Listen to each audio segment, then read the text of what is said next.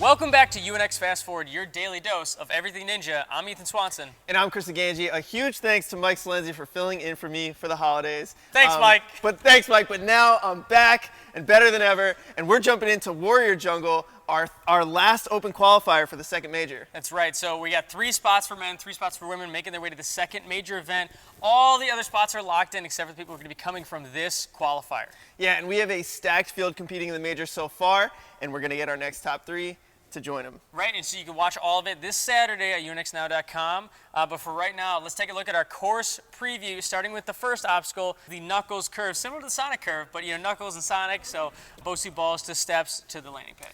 Next up, athletes will take on the mountain climb, where they'll jump up and over a bunch of platforms. Kind of, not something that's going to take anybody out, but definitely going to tire you out. And then right into the baby steps, some smaller steps to a trampoline, to a rope. This one's going to be a lot of fun to watch. Next up, it's the lache lane. Athletes will start on the rings, make their way to the bars, and they'll have to make some big laches. 8 feet. 8 feet laches to get to the platform. That's right. And then to the Green Monster, we have a bunch of different holds, nunchucks and cannonballs, alternating throughout. And this one is finished when athletes touch the next obstacle. Next up, athletes will take on the side fly. This is a very, very big move where athletes will have to launch themselves to the side and get all the way through to the ledges. And I think this one's going to be where a lot of athletes are going to get tripped up, because not only are you coming into that first side fly from an angle, but it's on such a big pendulum. Building up your swing is going to take so much time and energy. Yeah, you take a look at the arm on that hold, and it's going to take so much core strength just to start building up. And I think we're going to want to see athletes try to hit it at a very certain way to start with a swing. Right, starting with a swing is going to be really big. But then even when you grab the next one, it's not over. You have to keep going. That's what makes this combination so tough, is you're coming off and not resting, and then you have to continue into the next obstacle, which is the shelf grabs. Yeah, next up, it's the shelf grabs. You'll make your way through. You'll have to hold on to the shelves. There's not much to hold on to. It's a nice lip, get to the dismount. But like you said, this is the first place that you're resting since the beginning of Green Monster. Right, I think that gauntlet's going to take out a lot of athletes. But then right after that, you get a little break from your arms when you go into the spinning logs. The first one spins a good amount, and the second one spins like crazy. These things are on skateboard wheels, and you touch them and they go. They are not stopping. Yeah, you got to be really lined up right in the middle, soft feet, quick feet if you want to make it through this obstacle, and then get right into the curve wall. And the toughest part about this is not only is it 14.5 feet, but you have a very short run-up.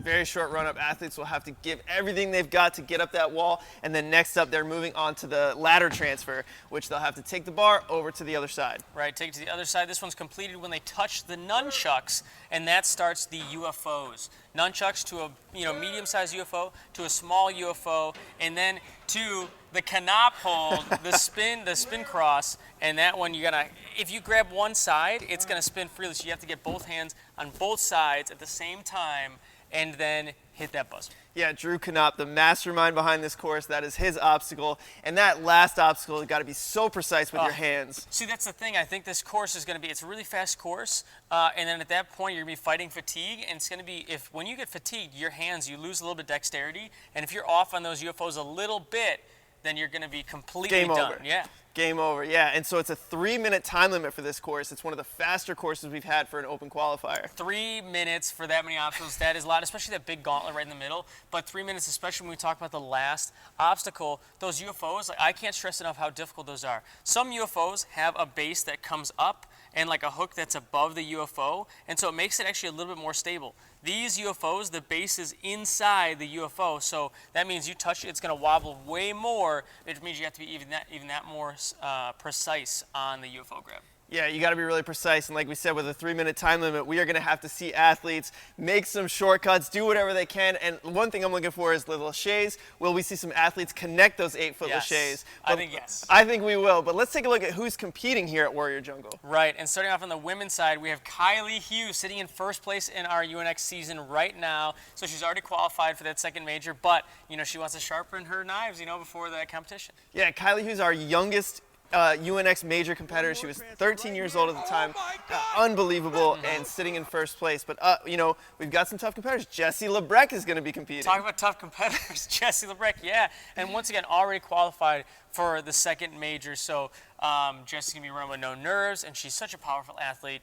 It's going to be really exciting to watch her run. But another athlete, we have a couple more that were at the first major. Maggie Owen currently sitting in 4th place, so she's not qualified for the second major. She has to take top 3 in order to get back. You know she wants to punch her ticket back because she has a lot of points on the season, but she needs to make it back to keep adding on for a good shot at the championship. Right, and same thing with Megan Rowe and Nikki Perella, 2 other UNX Major 1 athletes that haven't earned their way back yet. It's going to be all on this qualifier for them to get back.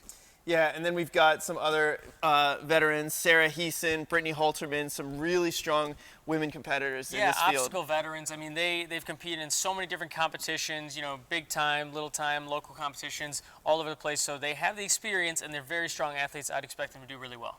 Yeah, so then let's take a look at the men's side of things. Somebody that I'm really looking forward to. He took a step in my shoes last week. Mike Salenzi is going to be competing at Warrior Jungle. The Stallion, yeah, this is going to be his first qualifier since the very first qualifier in the first round. So, you know, Mike is such a strong athlete. I'm really excited to see him compete, especially in this course. It's going to be really interesting with the speed element. He's got that gymnastics background, and this guy can fly through the air, make no mistake. Not only that, we have Sam Folsom, who we saw qualify last week, just barely inching in 4th place at 3rd qualifying spot at Ninja Warehouse. But he's competing here, and so I think this is going to be really good as like just a gauge for, hey, I got no nerves, let's see how I do. Well, we had a Lachey-style obstacle at our UNX major, and he flew through it.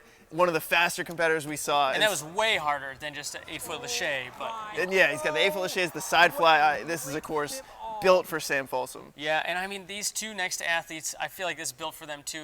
Very strong speed athletes, Kyle Soderman and Hunter Gerard. Kyle was at the first UNX major and unfortunately had an early exit, so you know he wants to get back. Hunter Gerard just missed out, so he's never been to a UNX major, but I think this course is going to play to these 2, especially their advantages. They're just so quick. Yeah, these guys are best friends. You follow them on Instagram, Besties. And they're doing all kinds of crazy, Like, funny challenges. What are the odds? And how great would it be to see both of them come to the major together? I don't think it's out of the realm of possibility. They're Definitely both not. Insanely strong, and I think this course especially is going to cater towards those who are more aggressive, more confident, and taking shortcuts like we talked about. Yeah, absolutely. I'm really excited to see both of them compete. But then we've got Dalton Knopp. You know, Drew Knopp's brother is going to be competing. Dalton, very, very strong. And he's got home gym advantage. Got the home gym advantage. You know, he's not going to be seeing the course or anything beforehand. But, you know, and I know Drew's going to make sure that the home gym advantage is minimized. But at the same time, you got to feel good competing in your home gym. Yeah, and then we also have Jackson Twait, you know, kind of came onto the scene. Everyone started to learn his name within the last year, and he's so strong. He's proven he's very, very fast. So I'm curious to see how he'll do on this course. Not only Jackson, but we also have Danny O'Donnell, lesser known name, but he's one of my picks to be a dark horse for this comp.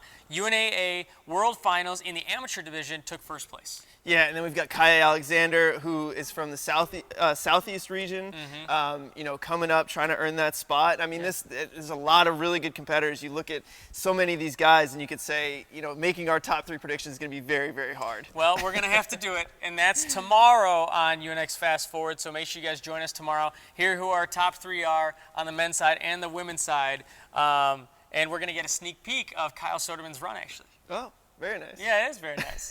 But until then, check us on social media, unx.now on Instagram, and we'll see you guys tomorrow. I'm Ethan Swanson. And I'm Chris Ganji, and we will see you guys next time.